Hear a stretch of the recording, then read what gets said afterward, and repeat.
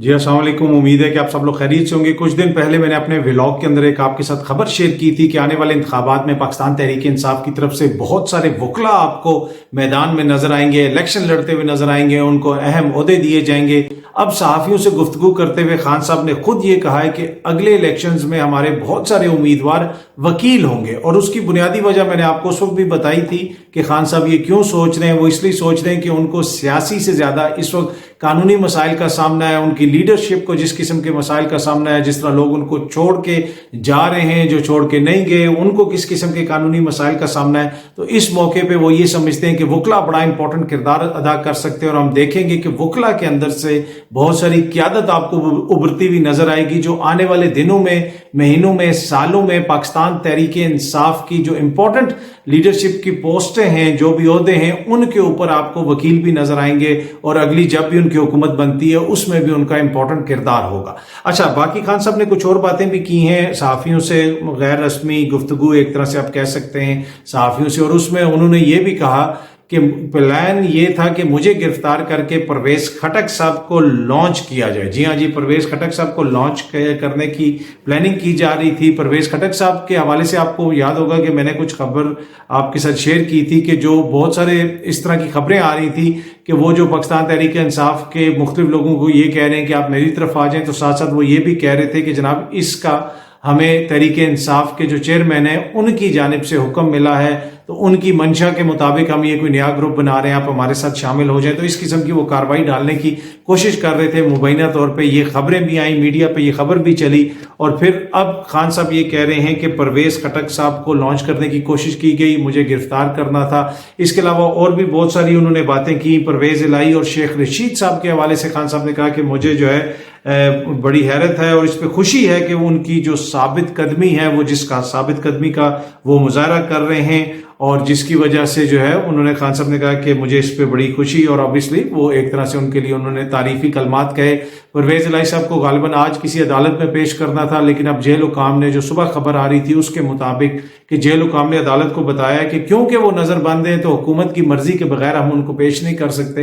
तो अब देखें कि उनको कब पेश किया जाता है। एक जगह से वो छुटते हैं, दूसरी जगह पे दोबारा उनको गिरफ्तार कर लिया जाता है, लेकिन अभी तक वो इमरान खान साहब के साथ खड़े हैं। अच्छा, इसके साथ साथ उन्होंने ये भी फरमाया कि पार्टी छोड़कर जो जाने वाले लोग हैं वो भी राब्ते कर रहे हैं। बहुत सारे ऐसे लोग हैं जो पार्टी को छोड़ के चले गए हैं, वो हालात को देख रहे हैं कि इस वक्त क्या हालात हैं, चीजें किस तरफ जा रही हैं, और वो लोग राब्ते कर रहे हैं। और इसका हमें भी पता है, मुख्तलिफ लोगों से हमारी बातचीत भी होती है, दीगर सहाफियों को भी इस चीज का अंदाजा है कि बहुत सारे लोग जो तहरीक इंसाफ को छोड़ के गए हैं वो इस पोजीशन में नहीं है कि अगर वो अपने हलकों में जाते हैं तो उनको कोई वोट मिलेगा या वो सीट जीत सकेंगे। इसी तरह उन्होंने ये भी कहा कि हमारी जमात को मसलसल तोड़ने की कोशिश की जा रही है, लेकिन ये जमात कभी भी नहीं टूटेगी, क्योंकि अवाम ने फैसला कर लिया है कि इंतखाबात में उन्होंने किसको वोट देना है। तो हुकूमत ये तासुर कायम करना चाहती है, हुकूमती जो हुक्मरान इत्तेहाद है, कि जनाब पाकिस्तान तहरीक इंसाफ तो इलेक्शन से आउट हो गई है, उनका तो कुछ नहीं होगा, उनका तो ये नहीं होगा। तो ये एक तरह से नफसियाती तौर पे ये माहौल बनाना है ताकि उनका जो पाकिस्तान तहरीक इंसाफ का जो वोटर सपोर्टर है वो घर से बाहर ना निकले। लेकिन ये बात बार बार इमरान खान साहब करते हैं, जिधर भी उनकी गुफ्तगू होती है वो ये कहते हैं कि हमारा वोटर सपोर्टर निकले और अवाम के वोट से ही तब्दीली आएगी, और जो है जब वोट पड़ेगा और बड़ी तादाद में वोट पड़ेगा तो उसमें अगर कोई धांधली भी करने की कोशिश की जाती है तो वो उस तरीके से नहीं हो सकेगी। अच्छा, बाकी अब इलेक्शंस के हवाले से राजा रियाज साहब भी कह रहे हैं कि अगर डार निगरान वजीर आजम बने तो इंतखाबात 2 साल तक मुलतवी हो जाएंगे। और राजा रियाज साहब भी इन खदशात का इजहार कर रहे हैं। ये सामने आप जंग की खबर भी देख सकते हैं। उसके अलावा मुख्तलिफ जगहों के ऊपर भी इस तरह की दीगर चीजें भी रिपोर्ट हो रही हैं कि पीपल्स पार्टी ने इस चीज के ऊपर तहफ़्फ़ुज़ात का इजहार कर दिया। सेंसस के हवाले से या डिजिटल सेंसस के हवाले से उन्होंने कहा है कि जनाब हम इसको मंजूर नहीं होने देंगे, उस हवाले से उन्होंने अपने तहफ़्फ़ुज़ात का इजहार किया। तो ये वो ऐसी चीजें हैं जिस तरह मैंने आपसे पहले भी अपने व्लॉग के अंदर अर्ज की थी कि कुछ ऐसी टेक्निकल चीजें रखी जा रही हैं जिनकी वजह से इंतखाबात जो है वो डिले हो सकते हैं। उसमें सेंसेस है, मर्दम शुमारी जिस तरह मैंने जिक्र किया, उसके अलावा आपकी हल्का बंदियां हैं। तो बहुत सारे ऐसे मसाइल हैं जिनको सामने रख के टेक्निकल ग्राउंड्स इस्तेमाल करके जो निगरान सेटअप है उसको तूल दिया जा सकता है। और फिर निगरान सेटअप के लिए जो कानून साजी हो रही है वो भी अनप्रेसिडेंटेड है कि निगरानों को आपने इतने इख्तियारात क्यों देने کیا عوام جو ہے وہ ان کی مرضی سے جو لوگ آئیں گے وہ بہتر نہیں ہے کہ وہ آئیں اور وہ آ کے امپورٹنٹ فیصلے کریں، کہ نہ کہ 4 بندے جس کو لگا دیں کہ راجہ ریاض صاحب یا میاں نواز شریف صاحب یا زرداری صاحب یا شہباز شریف صاحب کی جس کے حوالے سے فیصلہ کر دیں گے اور اس کو اختیارات دے دیں گے، پھر وہ جو مرضی کرتا پھرے. ایسا جمہوریت میں نہیں ہوتا. جمہوریت میں تو یہی ہوتا ہے کہ عوام جس کو الیکٹ کرتی ہے، اور اسی وجہ سے آئین کے اندر یہ تصور ہے نگراں اور منتخب، یہ 2 مختلف چیزیں. نگراں وہ صرف نگرانی کے لیے آئے ہیں، اور جو منتخب ہیں وہ آپ کی میری جو منشا ہے، جو ول ہے، عوام کی جو ول ہے، ان کا جو ووٹ لے کے آتے ہیں، پھر وہ عوام کی ول کو لاگو کرتے ہیں، عوام کی ول کے مطابق فیصلے کرتے ہیں. لیکن جو نگراں ہوتے ہیں وہ صرف نگرانی کے لیے آتے ہیں. لیکن اب وہ کانسیپٹ تھوڑا سا یہاں پہ ہمیں کنفیوز ہوتا ہوا نظر آ رہا ہے. اچھا، اس کے ساتھ ساتھ اس وقت جو پاکستان کی معاشی حالت ہے وہ کوئی بہتر نہیں ہے. ڈالر کی جو پوزیشن ہے، بجلی جو اوپر جا رہی ہے، وہ سب چیزیں ہمارے سامنے ہیں. اب یہ جو ایک اقتصادی فیسیلیٹیشن کونسل بنائی گئی ہے جس کا نام ہے اسپیشل انویسٹمنٹ فیسیلیٹیشن کونسل، اس کے حوالے سے بھی بہت ساری خبریں آ رہی ہیں کہ وہ پاکستان کی معیشت کو بہتر کرنے کے لیے بڑا امپورٹنٹ کردار ادا کرے گی، اور یقیناً وہ کر بھی سکتے ہیں. یہ سامنے آپ جنگ کی خبر دیکھ رہے ہیں کہ یہ جو SIFC ہے، وزیر اعظم اور آرمی چیف کے درمیان غیر معمولی بھروسہ جو ہے اس کا یہ نتیجہ ہے. یہ بڑی خوشائن چیز ہے کہ یہ ادارے ایک پیج پہ ہوں، حکومت ایک پیج پہ ہو، مل کے پاکستان کی ترقی کے لیے ہم سب کام کریں. لیکن کچھ عرصہ پہلے جب ایک پچھلی حکومت تھی، اس زمانے میں اگر کوئی اس طرح کی خبر آئے تو سلیکٹڈ کہا جاتا تھا، سلیکٹرز کہا جاتا تھا، پتہ نہیں کس قسم کی کھٹ پتلی کہا جاتا تھا، اور اس ایک پیج کے اوپر اتنی تکلیف ہوتی تھی. اور میں اس وقت بھی عرض کرتا تھا کہ یہ سارے ہمارے ادارے ہیں، اب ملک ہو جائے، ریاستیں ہوں، وہ مل کے چلتی ہیں، ادارے اپنا اپنا کنٹریبیوٹ کرتے ہیں. اور اچھی بات ہے اگر یہاں پہ اکنامکلی فوج اپنا کردار ادا کر سکتی ہے، حکومت کی مدد کر رہی ہے، اور کوئی پہلی دفعہ نہیں کر رہی.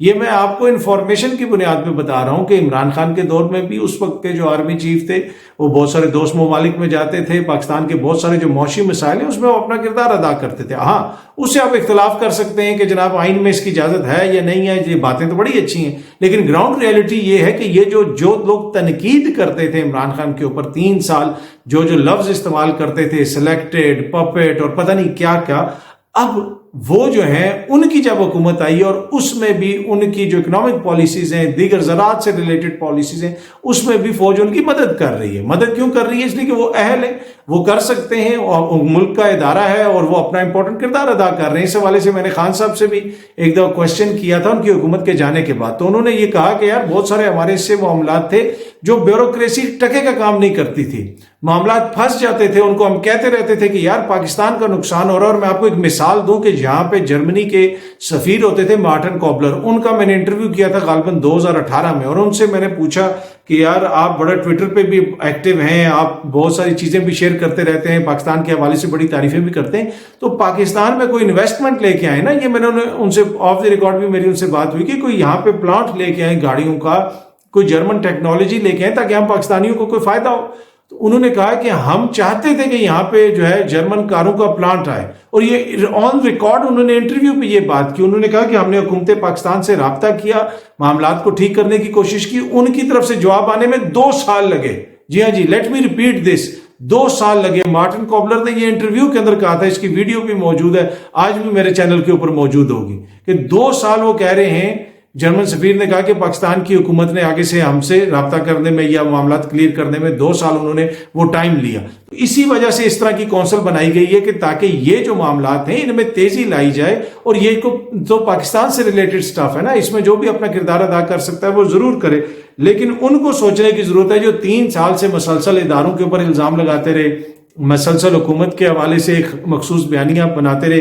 اس میں ہمارے صحافی دوست بھی ہیں، دانشور دوست بھی ہیں، پر اچھی بات یہ ہے کہ اب یہ جو سب کچھ ہو رہا ہے اس کے اوپر ان کو کوئی اعتراض نہیں ہے. تو that's a good sign. Anyway, یہ جو اکنامک ہماری سچویشن ہے، جو مل کے سب کام کرنے کی بات کرتے ہیں، میں بھی کہتا ہوں کہ بالکل ہونا چاہیے. شاید آپ میں سے کسی کو اس پہ اعتراض بھی ہو، لیکن یہ جو اگلی خبر میں آپ کے ساتھ شیئر کر رہا ہوں نا، یہ ایک ریئلٹی چیک ہے ہمارے لیے. ہمارا ملک اس وقت جو ہے کس پوزیشن میں، پاکستان رینکڈ 99th آن ہنگر انڈیکس. 121 ممالک کا یہ چارٹ ہے کہ کس ملک میں کتنی بھوک ننگ ہے. ان 121 میں سے پاکستان کا 99 نمبر پہ پاکستان آتا ہے.